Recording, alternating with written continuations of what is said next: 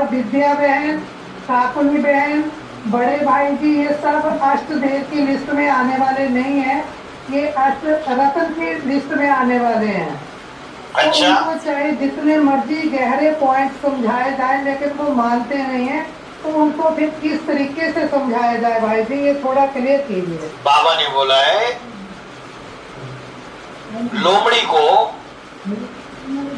अंगूर नहीं मिलते खाने को, तो लोमड़ी क्या बोलती है, अंगूर खट्टे थे। खुद उस लिस्ट में आ नहीं सके तो दूसरों को कहेंगे ये तो है ही नहीं। मुरली में सैकड़ों पॉइंट है।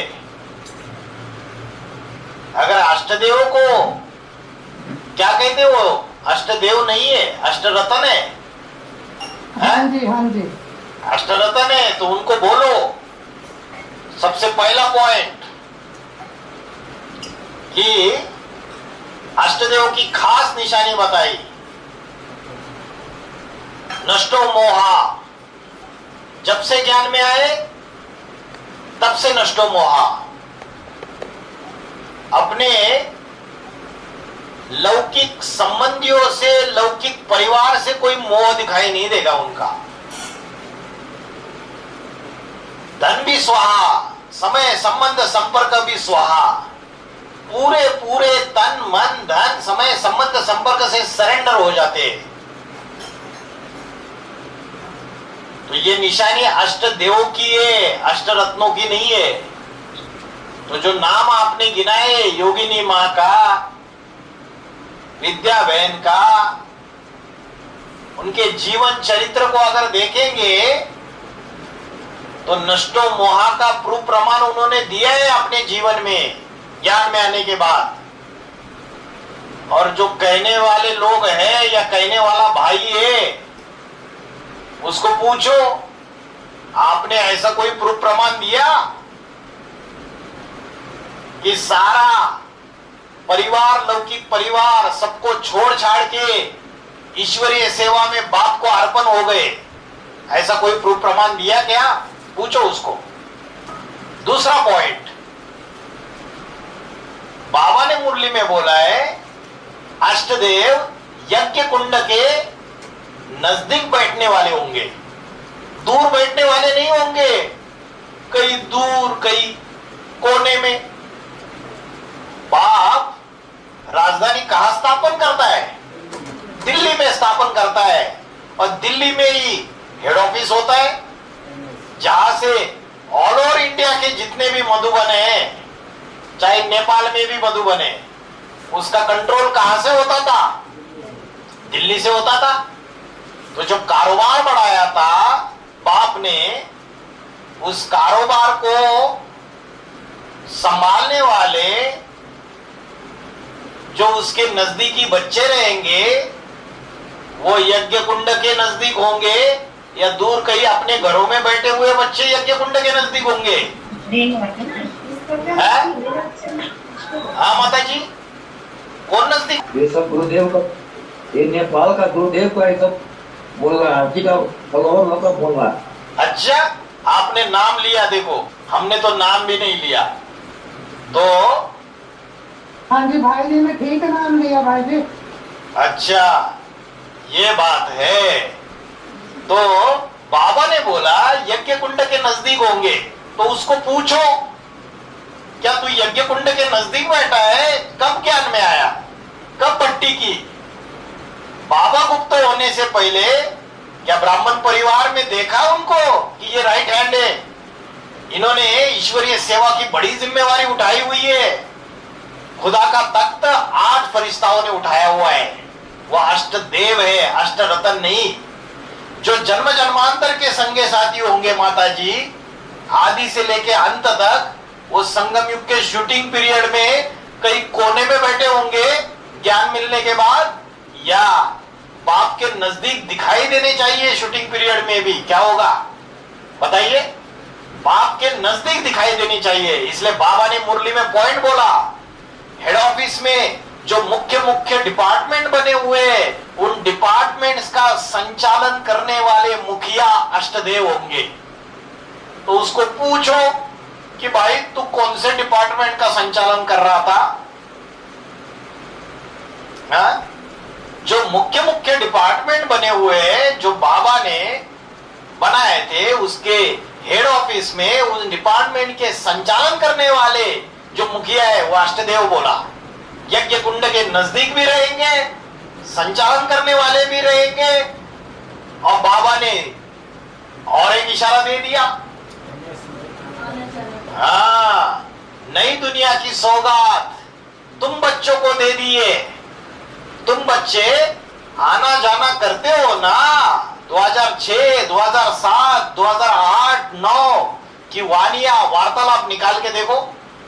ढेर सारे लोगों ने प्रश्न पूछे, बाबा ये नई दुनिया की सौगात क्या है? ये एनएस क्या है? नया संगठन।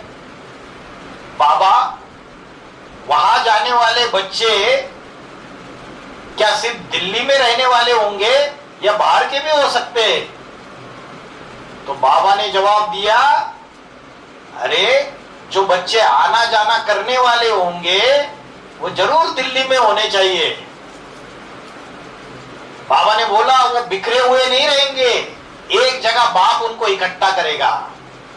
एनएस माना जो नई दुनिया स्थापन होने वाली है उसका फाउंडेशन दिल्ली के अंदर ही एक गुप्त स्थान बना हुआ था और उसकी चर्चा ब्राह्मण परिवार में 2005, 6, 7, 8, 9 बहुत चलती थी। अभी जो नए ब्राह्मण है उनको पता नहीं है ये बातें। इतने ज्यादा वार्तालाप वो प्रश्न पूछे हुए हैं। किसी ने बोला, बाबा ये जो नया संगठन बना हुआ है इसमें जो आना जाना करने की बात है, क्या ये मन बुद्धि से आना जाना करने की बात है? तो बाबा ने बोला, अरे मन बुद्धि से आना जाना करने की बात नहीं है, ये स्थूल में आना जाना करने की बात है। जो मुख्य मुख्य पाठधारी होंगे अष्टदेव, उनके लिए इशारा दिया था। तो वो भाई को पूछो, उमानाथ भाई, उसको पूछो, भाई तू आना जाना करता था, हा? जो नया संगठन बना हुआ था जिसके लिए बाबा ने इतने वार्तालाप चलाए थे, और आना जाना करने के लिए दिल्ली में होना चाहिए, जरूर दिल्ली में होना चाहिए। दिल्ली में जो सरेंडर्ड वर्ग है, भाई है, बहने हैं, उनको जरूर पता रहेगा कि वो कौन कौन पाठधारी है जो आना जाना करते थे। और विजय विहार के सेंटर में उनके नाम की चर्चा भी होती थी। जब भाइयों के कमरों में ढेर सारे भाई लोग बैठे रहते थे तो उनके अंदर खुसफुस चलती रहती थी, वो भाई देखो आया, अभी एनएस से जाकर आया, वो जाता है एनएस में, हाँ गुप्त बाबा का राइट हैंड है। ऐसी चर्चा भी चलती थी। तो उसको बोलो, इस फॉर्मूले में बैठते हो क्या? जो बैठते हैं फॉर्मूले में उनको कहता है अष्टरत्न है, और जो फॉर्मूले में नहीं बैठते उनको कहता है अष्टदेव है। ये तो बड़ी नाइंसाफी है। या तो मुरलियों का अभ्यास कम है, हमारे पास आओ तो अभ्यास कराएंगे मुरलियों का, ठीक है? आगे चलते हैं। सबसे पहला पॉइंट क्या बताया कि यज्ञ कुंड के नजदीक होंगे। दूसरा पॉइंट क्या बताया? नष्टो मोहा, नष्टो मोहा। तीसरा पॉइंट बताया कि हेड ऑफिस में जो मुख्य मुख्य डिपार्टमेंट बने हुए उनके संचालन करने वाले मुखिया जरूर होंगे वो। चौथा पॉइंट क्या बताया माता जी? नई दुनिया की सौगात तुम बच्चों को दे दिए, तुम बच्चे आना जाना करते हो ना, है? अभी तो उन बच्चों के लिए बोला, और जो आना जाना नहीं करते थे, जिनका सिलेक्शन नहीं किया था बाबा ने एनएस में, उनको बड़ी ईर्ष्या द्वेष आती थी। कोई कोई तो ऐसे बोलते थे, बाबा ने हमको एनएस में क्यों नहीं लिया, हम तो सुसाइड कर लेंगे।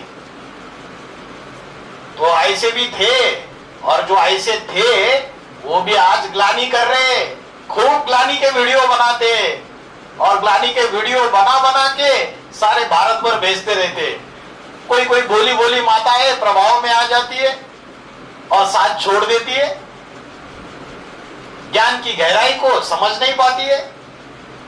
तो यहां तक पॉइंट हो गए। अभी आगे का पॉइंट देखते हैं कि अष्टदेव है या अष्टरतन है। अच्छा, 2018 से जो 28 का जो पीरियड दिया है वो अष्टदेवों का प्रत्यक्ष होने का पीरियड है या अष्टरत्नों का प्रत्यक्ष होने का पीरियड है? मुरलियों के अनुसार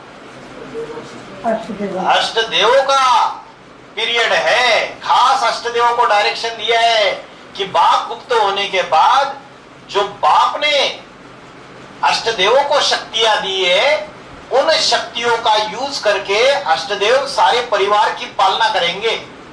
तो ये डायरेक्शन खास अष्टदेवों को दिया है पालना करने का। तो ये अष्टदेवों का समय चल रहा है। अभी अष्टरतन तो है ही नहीं। अष्टदेवों के लिए बोला जन्म जन्मांतर के संगे साथी, और अष्टरत्नों के लिए बोला धोखा भी दे सकते हैं वो बाप को। तो ये जो दिखाई दे रहे हैं, जिनके नाम वो गिना रहा है, वो धोखा देने वाले दिख रहे। ये बाप की दुकान आज भी संभाल रहे, सेंटर्स भी संभाल रहे। क्या दिख रहा है प्रैक्टिकल में?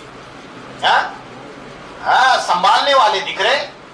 फिर बाबा ने बोला जो अष्टदेव है वो मेरी रहबरी में पलते हैं।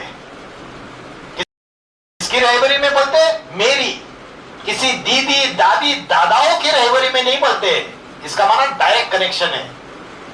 मतलब कोई भी बात पूछनी है तो किसी दीदी को फोन करने की जरूरत नहीं है।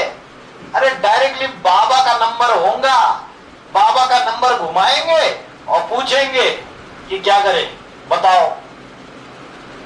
तो मेरी रहबरी में पलते हैं। जो भी उनके जीवन में समस्या होगी, जो भी जरूरतें होगी, डायरेक्टली बाप उनको गाइड करेगा। तो उसको पूछो भाई तो रहबरी में पला या 3-4 महीने में कभी एक बार बाबा आते थे, तब मुश्किल से देखने को दूर से मिलता था, मुश्किल से वार्तालाप में बात करने को मिलता था। क्या होता था उसके साथ? पूछो उसको। और जिनको बोल रहे हो अष्टदेव ने या अष्टरत्न है, उनके लिए तो ये फॉर्मूला फिट बैठ रहा है कि मेरी रहबरी में पलते हैं। फिर बाबा ने बोला बाप के सिवाय, नेक्स्ट पॉइंट माता जी, बाप के सिवाय बच्चे नहीं रह सकते और बच्चों के सिवाय बाप नहीं रह सकता। बाबा ने बोला बाप कहीं भी दूर भी चला जाए ईश्वरीय सेवा में, तो भी उन बच्चों से कान इंद्रिय से कनेक्शन जरूर रहेगा। और कान के इंद्रिय से कनेक्शन कैसा रहता है दूर जाने के बाद? कौन सा साधन निकला है साइंस का? Mobile, phone. कहीं भी जाए उनका कनेक्शन जरूर रहेगा। तो ब्राह्मण परिवार में एडवांस पार्टी में इतने सेंटर बने हुए थे, उन सेंटर्स की इंचार्ज बहनें थी, पुरानी बहनें भी थी। एनएस में इतनी सारी आत्माएं, 100 से ज्यादा आत्माएं भी रहती थी, लेकिन वो अष्टदेव बच्चे होंगे, उनका खास ग्रुप तैयार किया रहेगा बाबा ने। जैसे अभी व्हाट्सएप ग्रुप बनते हैं ना, वैसे उन अष्टदेव बच्चों का एक खास ग्रुप रहेगा और उस खास ग्रुप में एक खास नंबर दिया रहेगा उनको। और डायरेक्टली बाप से जब मर्जी तब बात कर सकते हैं। बाकी कोई बड़ी बड़ी इंचार्ज भी बाबा से डायरेक्ट बात नहीं कर सकती। जो बोलते कोई भी आज ब्राह्मणों की दुनिया में जाओ, बोलते अरे हम तो बाबा के अंग संग रहते थे, हमने बाबा की बहुत पालना ली है, शेखी भगाड़ेंगे। उनको बोलना क्या तुम्हारा डायरेक्ट कनेक्शन था? क्या डायरेक्ट रहबरी में पलते थे? तो चुप हो जाएंगे। तो ये खास मुरली का पॉइंट है कि कान इंद्रिय से जरूर कनेक्शन रहेगा। फिर बाबा ने मुरली में अष्टदेव के लिए बोला, अष्टदेव की 8 राजाएं ये स्पष्ट दिखाई देगी 2018 से 28 तक। सीडी में जो सीडी के 10 सीडीओ में जो 10 स्टेप्स है, उसके जो मुखिया है वो 2019 से 2028-29 तक 10 धर्मों के 10 मुखिया को हो, पूर्वज को हो, वो नंबरवार प्रत्यक्ष होते जाएंगे। वो अष्टदेव के लिए बोला, अष्टरत्नों के लिए नहीं बोला। फिर बोला 8 राजाइयां स्पष्ट दिखाई देगी। तो जो 8 राजाइयां स्पष्ट दिखाई देगी, तो वो जो फलाना फलाना है जिसका नाम आपने लिया, वो कहता है वो 8 राजाइयां स्पष्ट दिखाई देगी, ये बात अष्टरत्नों की है, बोलता है अष्टदेवों की नहीं है। अरे अष्टरत्न बच्चे हैं और अष्टदेव उनके बाप है। बाप राजाई करेगा नहीं तो बच्चों को क्या खाक राजाई मिलेगी? पहले 8 राजाइयां अष्टदेवों की स्पष्ट दिखाई देगी ब्राह्मणों की दुनिया में, तब जाके अष्टरत्नों को राजाइयां मिलेगी। अष्टरत्नों के भी राज परिवार 2029 के बाद की बात है, तब जाके स्थापन होंगे। तो ज्ञान की कमी है। वीसीडी नंबर 2287 सुनने के लिए बोल देना उनको। वीसीडी नंबर 2287 में बोला, अभी जो मिले हुए देखने में आ रहे अष्टदेव, ये आगे चल के बिछुड़ जाएंगे। बिछुड़कर मिलने का जो समय है वो 10 साल का बताया, 2018 से 28 तक। और बाबा ने बोला वो जो बच्चे बिछुड़ गए, जो फिर से मिलेंगे, वो कौन है? वो बाप के जन्म जन्मांतर के साथी है अष्टदेव। और फिर उसी मुरली में बोला आगे चल के, बात चलते चलते, कि बिछुड़ जाएंगे, फिर 8 राजाइयां ब्राह्मणों की दुनिया में स्पष्ट दिखाई देगी। तो ये बात अष्टदेवों के लिए बोली, वीसीडी नंबर 2287। और भी मुरलियों में कई पॉइंट्स है। वीसीडी नंबर 2692, उसमें बाबा ने बोला कि अष्टदेव जो पाठधारी है, जो जन्म जन्मांतर के संगे साथी है, वो अपनी 1000 भुजाओं को फैलाकर राज्य करते हैं। तो राज्य क्या अपने घर में करेंगे? प्रैक्टिकल में राज्य करेंगे ब्राह्मणों की दुनिया में। उनकी भुजाएं प्रैक्टिकल में दिखाई देगी संसार में। और ये संसार माना ब्राह्मणों की दुनिया, बीज रूपी ब्राह्मणों की दुनिया। कुछ कुछ पॉइंट्स ऐसे हैं जिसमें अष्टरत्नों के लिए भी बाबा ने बोला है 8 राजाइयां दिखाई देगी। इसका मतलब ये थोड़ी होता है कि अष्टदेव की कोई राजाइयां नहीं चलती है। अष्टदेव की भी 8 राजाइयां स्पष्ट दिखाई देती है। उसके बाद उनके जो बच्चे हैं अष्टरत्न, उनकी भी 8 राजाइयां दिखाई देगी 2029 के बाद। अष्टदेव सूर्यवंशी है, पक्के पक्के। अष्टरत्न कोई सूर्यवंशी नहीं है। अष्टदेव के लिए बोला 8 दिशाओं के 8 दिक्पाल है और अपनी अपनी दिशा को कंट्रोल करेंगे। बाबा ने बोला कि ये 8 दिशाओं के 8 कंट्रोलर जो है, उनके द्वारा बाप विश्व की राजाई चलाता है। खुद विश्व का मालिक नहीं बनता है, इन 8 बच्चों को विश्व का मालिक बनाता है। फिर और क्या बोलता है माता जी? और बोलता है कि अष्टदेव जो है वो तो गुप्त रहते हैं, वो प्रत्यक्ष नहीं होते। उनको मुरली का पॉइंट बता देना। बाबा ने बोला कि अष्टदेव जो है 16,000 गोप गोपिकाओं के लिस्ट में नहीं आते हैं। किसी ने पूछा ऐसे कैसे? बाबा ने बोला जो 8 है वो मैदान में आकर धड़ल्ले से जो प्रत्यक्ष करते हैं बाप को, उनको गुप्त रहने की दरकार नहीं है। उनको बाप के साथ का संबंध गुप्त रखने की भी दरकार नहीं है।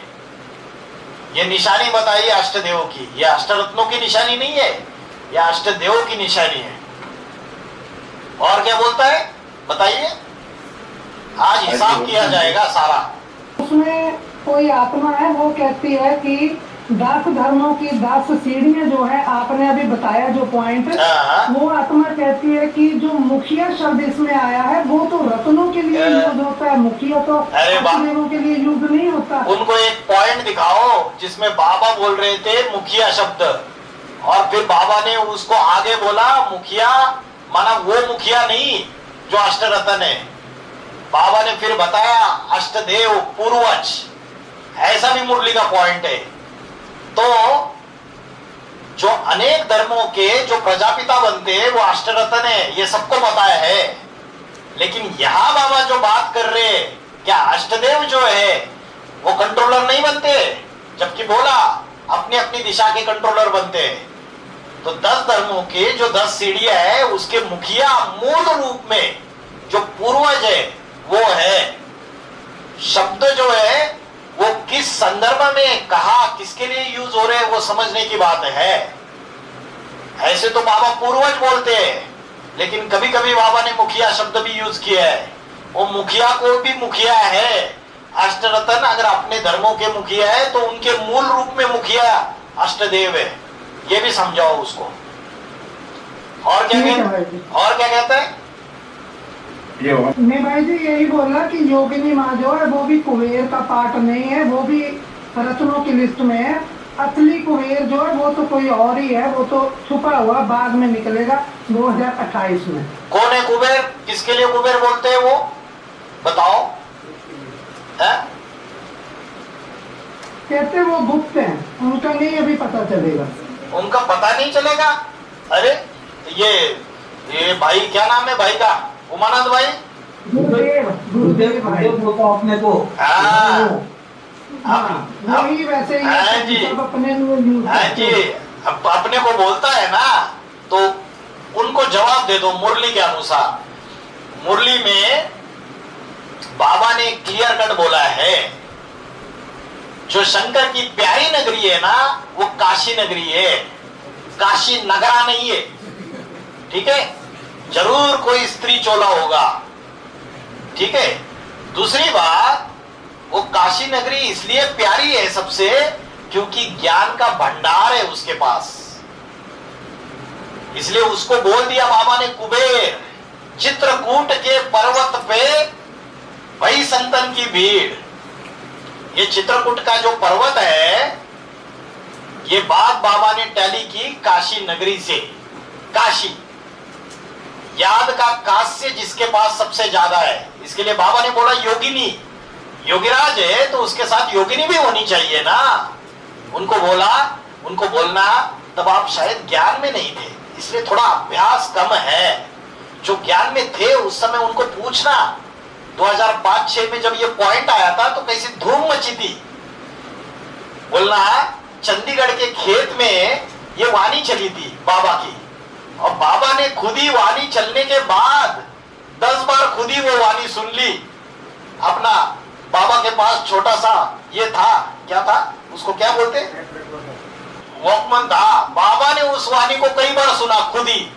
ये नया पॉइंट आया, योगीराज है तो योगीराज के साथ योगिनी भी होनी चाहिए ना। और उस समय बाबा ने क्लैरिफिकेशन दिया था मंजरी। बोला जो आम का जब पेड़ में पहले आम आने से पहले मंजरी निकलती है, और बाबा ने डायरेक्टली नाम का इशारा भी दे दिया था वो योगिनी कौन है, और उसके लिए सैकड़ों पॉइंट बताए। उनको बोलना मंद बुद्धि और आध कचरी ब्राह्मणों को ये ज्ञान सुनाना कि आप कुबेर हो, है ना। या तो वो ज्ञान झूठा है, या तो बाप को आप मानते नहीं हो, अपनी नई डफली बजा रहे हो। तो बाबा ने बोला योगीराज है तो योगीराज के साथ योगिनी भी होनी चाहिए ना। तो उसके लिए बोल दिया। बाकी आगे की कई वाणियों में, कई वार्तालाप में कि ज्ञान की सबसे ज्यादा धन संपत्ति है कुबेर है। कोई समझता है कि हमने तो YouTube चैनल बना दिया, हमने ढेर सारे पॉइंट्स इकट्ठा कर दिए, हमारे ढेर सारे सब्सक्राइबर्स हो गए, और जब हमने YouTube चैनल बनाया तो इतने YouTube चैनल नहीं थे, इसलिए हम कुबेर हो गए। ऐसा समझने वाले हैं या नहीं है? उनको बोलो आपने लाइब्रेरी बनाई, इसको कुबेर नहीं बोलते। क्या बनाई? लाइब्रेरी बनाई, बुक्स को इकट्ठा किया और एक जगह रख दिया। अरे बाबा के जो ज्ञान के पॉइंट्स है, इसको कंप्यूटर के सामने सवेरे से लेकर रात तक बैठे रहो और कटिंग करते रहो और एक YouTube चैनल में डालते रहो तो तुम कुबेर हो गए। वाह भैया, बढ़िया कुबेर है। तो कुबेर की तो रेस लग जाएगी, ढेर सारे कुबेर हो जाएंगे, सब क्लेम करेंगे। कल जाके आपसे ज्यादा सब्सक्राइबर दूसरों के हो जाएंगे, वो बोलेगा मैं कुबेर। अभी AIBB YouTube चैनल में जो बहन बैठ के यूट्यूब चैनल में कटिंग करके वीडियो डालती है, लिटरेचर डिपार्टमेंट की बहनों का ग्रुप है, वो बोलेंगे हम कुबेर, चैनल तो हम ही चला रहे। बहुत बढ़िया नॉलेज है भाई जी। तो जो तिरुपति बालाजी है, जिसको उधार लेना पड़ा कुबेर से धन, वो कुबेर ज्ञान की धन संपत्ति वाला वो योगिनी मां का पार्ट है। और प्रैक्टिकल जीवन में उन्होंने वो सिद्ध करके दिखाया है। बच्चे जितने भी लेटर्स लिखते थे ना, तो योगिनी मां की तरफ से जवाब आता था, अव्यक्तवाणी के अच्छे अच्छे पॉइंट्स। तो ये सारा कार्य सालों साल वो करती थी। जितने भी विधर्मी निकलते थे, दूसरी दूसरी पार्टियां निकलती थी, उनकी जो भी बातें होती थी, उसका ज्ञान के आधार से सारे सटीक मुरली के पॉइंट्स इकट्ठा करके, अव्यक्तवाणी के पॉइंट्स ये सारे इकट्ठा करके उसको देना बाबा के पास, ये कुबेर का काम योगिनी मां ने किया। तब तो उधार लेता है। संगम भी शूटिंग पीरियड में आपको मुश्किल से मिलना होता था, आपने क्या उधार दिया तिरुपति बालाजी को, बताओ। अरे ज्ञान में ज्ञान रत्नों के अलग अलग रत्नों को इकट्ठा करके वो बाप के पास देने का सबसे बड़ा कार्य किया उसने संगम की शूटिंग पीरियड में। उनके पास वो जिम्मेवारी थी यज्ञ की, बड़ी से बड़ी, तो वो कुबेर साबित हो जाता है। और उसके कई सारे मुरली पॉइंट्स है। वो मुरली पॉइंट सारे के सारे बहन जी से लेके वो वीसीडी नंबर उनको दिखाओ कि ये पार्ट योगिनी मां के लिए लागू होता है, और खुद बन के बैठ गए कुबेर। साबित नहीं होती है ये बातें। और बाबा ने योगिनी मां के लिए क्लियर कट बोल दिया, वाणियों में दूसरे नंबर का अष्टदेव करके भी बोल दिया। जब बाबा ने दूसरे नंबर का अष्टदेव बोल दिया, तो योगिनी मां को ये अष्ट रतन कहने वाला ये कौन होता है? तो ये जो शिशुपाल होते हैं ना, वो छोटे छोटे शिशुओं की पालना करते हैं, उनको कोई ज्ञान का पॉइंट तरोड़ मरोड़ करके दिखाएंगे। अभी वो जो शिशु आए हुए हैं, उनको भी पुरानी बातें पता नहीं है, पुराने ज्ञान के पॉइंट्स पता नहीं है, तो वो हाँ जी सत्यवचन महाराज, हमारे महाराज जी को बहुत ज्यादा पता है। महाराज जी का जीवन देखो, उनकी बायोग्राफी देखो, उनका जीवन चरित्र देखो, उसके बाद पता चलेगा, है ना।